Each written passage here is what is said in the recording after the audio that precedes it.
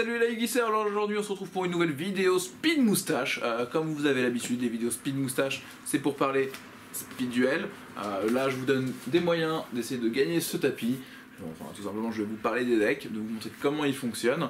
Donc on va parler aujourd'hui des decks qui sont contenus dans les Maîtres du Destin, tous ces jolis porteurs d'objets du Millennium. Ils sont 3 dans ce premier pack.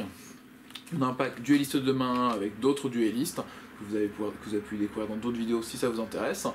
Là on a encore Pegasus et Yugi à vous présenter. Donc on va faire l'honneur à Yugi et puis on va garder un petit peu un de mes personnages de cœur pour la fin, pour la dernière présentation. Donc on découvre Yugi ensemble tout de suite. Alors maintenant on va partir sur le deck de Yugi, notre cher ami Yugi. On va partir du coup avec le fameux magicien sombre, normal. Sur Kaiba c'était assez classique de se retrouver un dragon blanc du bleu, sur Joey un dragon blanc du bleu, une dame harpie, voilà là, le magicien sombre, le classique. Après le fameux classique aussi, on va se retrouver le lutin sauvage. On va retrouver la poupée brigande en 2 exemplaires, donc ça c'est un bon monstre magicien en termes d'attaque, 1600, 1000, c'est plutôt pratique.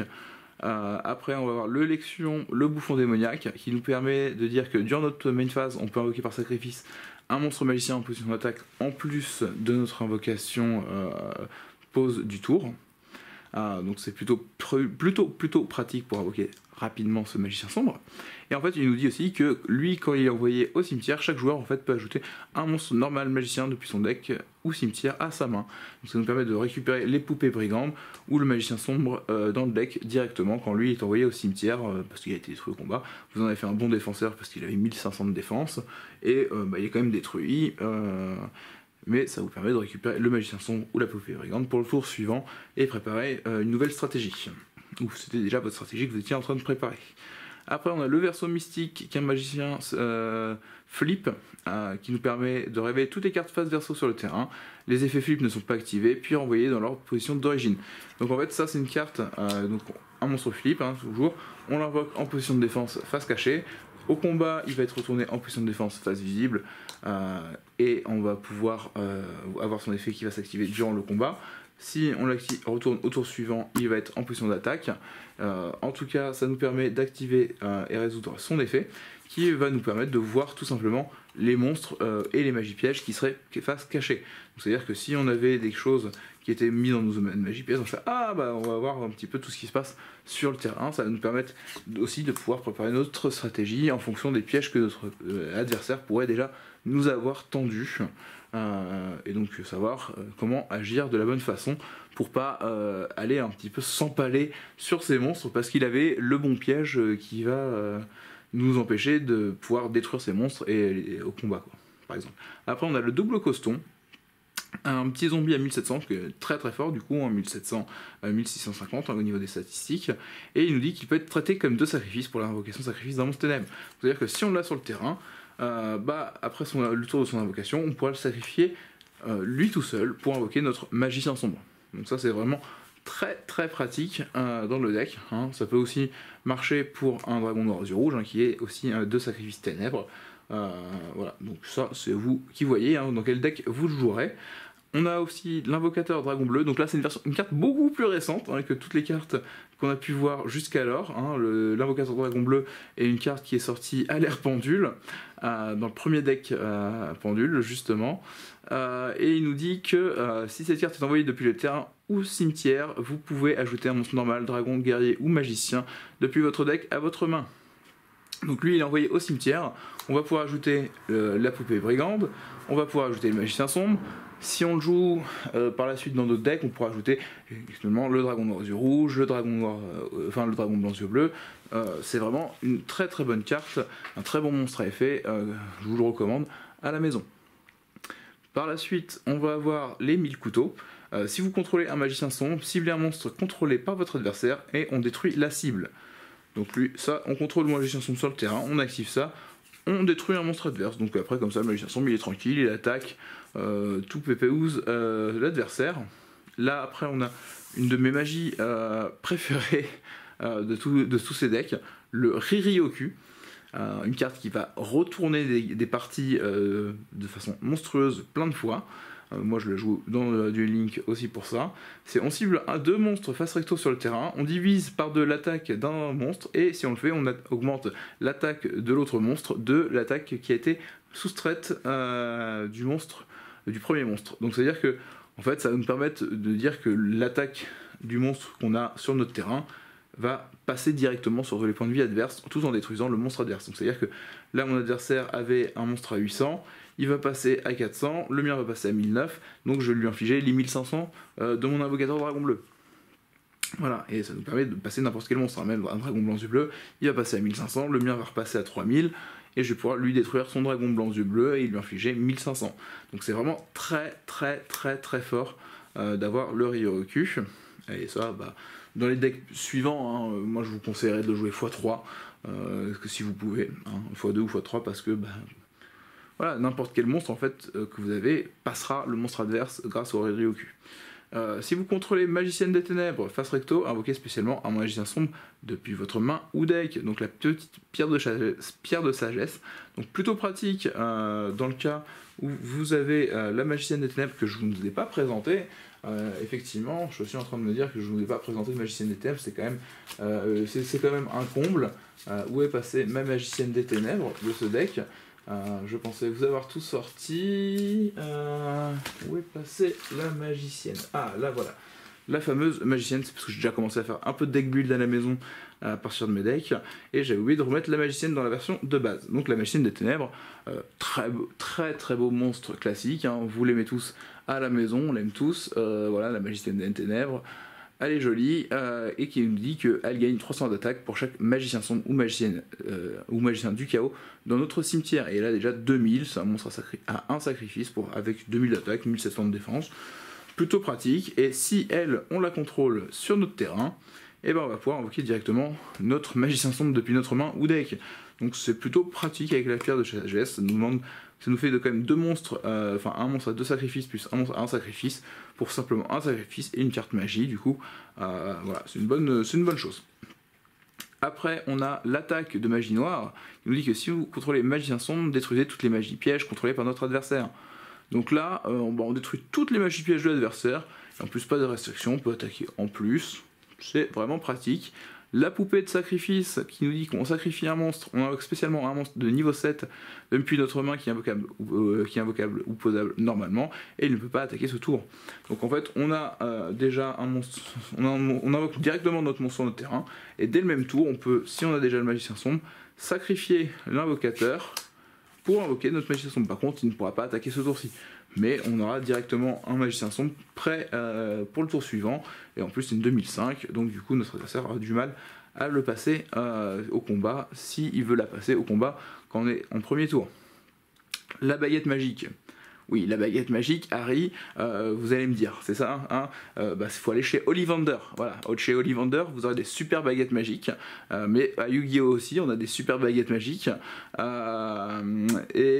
Donc la baguette magique, c'est une magie d'équipement qui peut être équipable que à un monstre magicien, du coup. C'est normal, franchement, tout le monde ne peut pas avoir une plume de phénix, tout ça.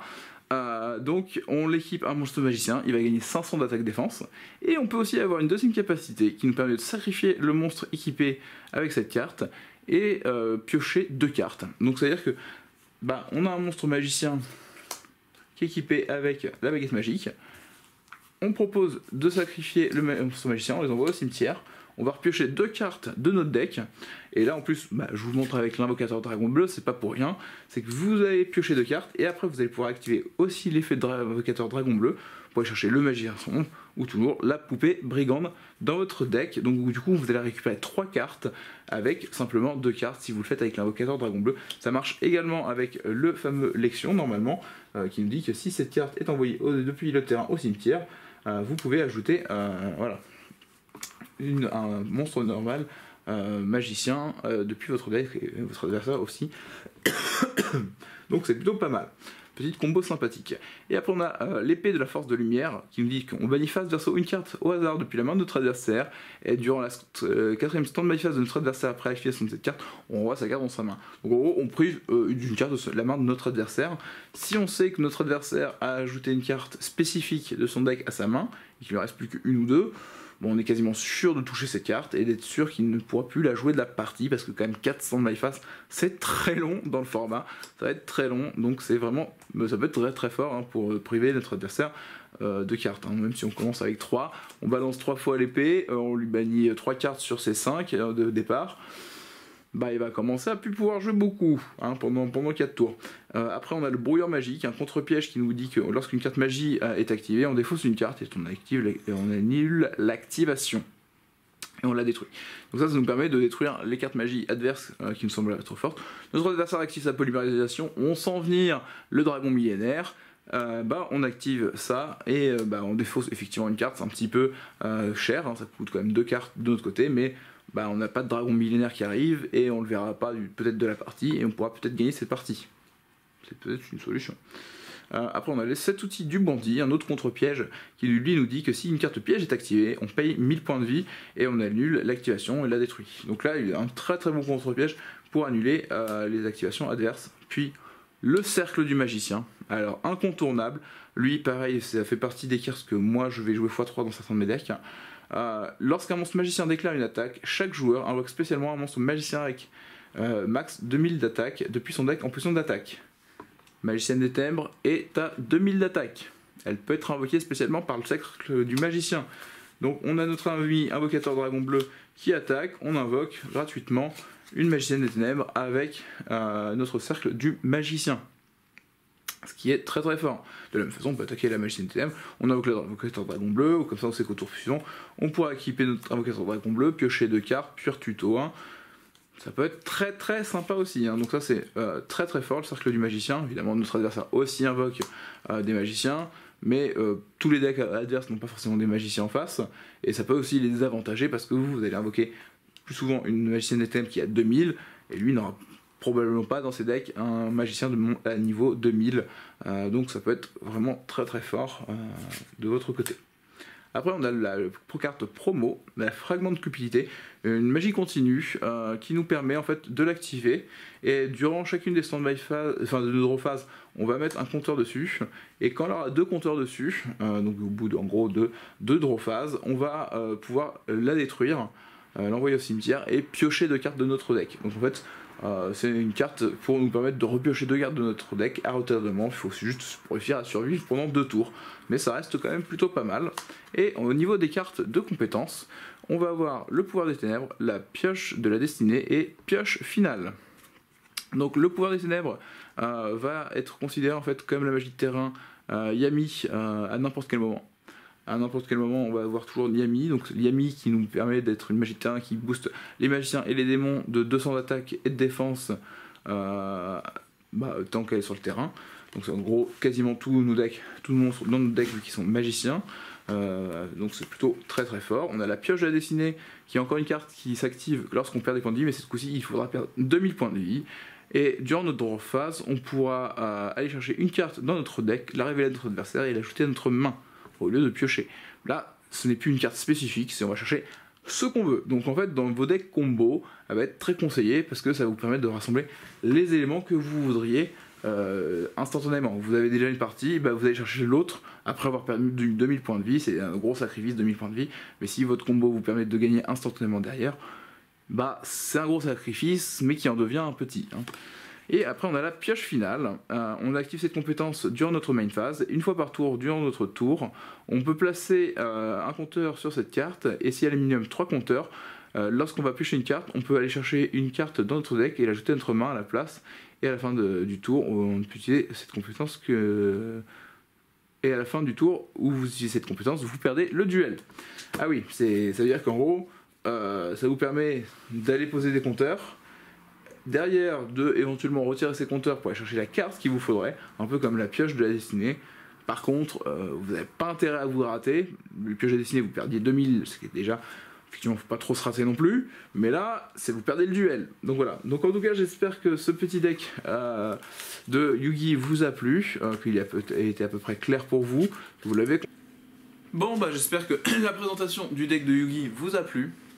En tout cas, c'est un bon petit deck. Moi, vous allez retrouver évidemment certaines des cartes qui sont présentes dans son deck dans des vidéos ultérieures où je vous présente un peu du deck building speed duel. Qu'est-ce qu'on peut faire avec ces cartes de speed duel?